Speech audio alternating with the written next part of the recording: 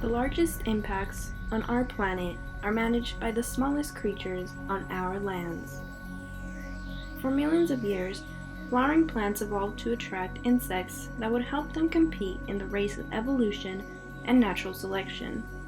This interconnected relationship has made pollinators responsible for some of the most important aspects of life on Earth. They have the ability to transport the pollen grains of one flowering plant to another flowering plant of the same species and allow fertilization to create fruits and seeds, such as with those that we consume daily.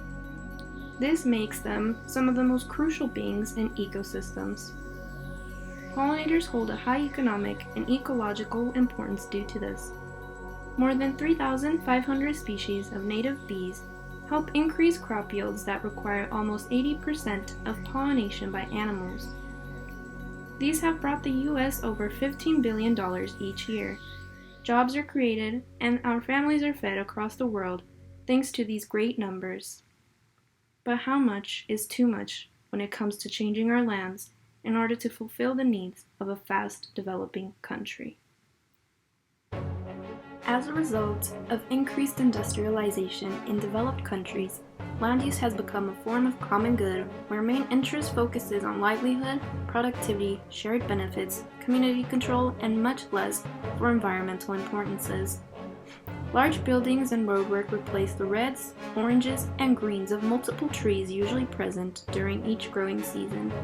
High demands for the construction of homes, businesses, activity centers, and much more as a result of an increase in the population of humans has produced far more negative outcomes than we anticipated. Unfortunately, some of these negative consequences include declines in pollinator populations worldwide. As land becomes more compact, more industrialized, and there is less land to be granted for ecosystem health, pollinators run out of resources to help them survive and reproduce. They have less land to rest and recover as well.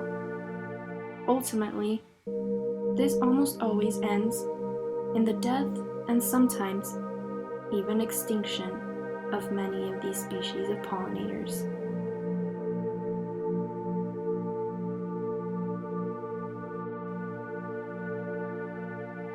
As a result, what we once only recognized in movies could soon become a reality.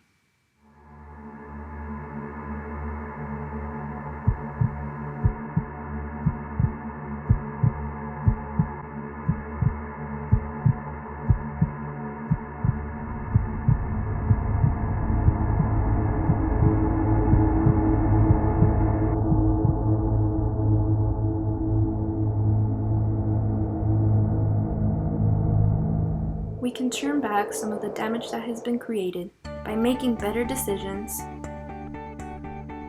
educating others, creating new policies, and new actions that will benefit our natural lands.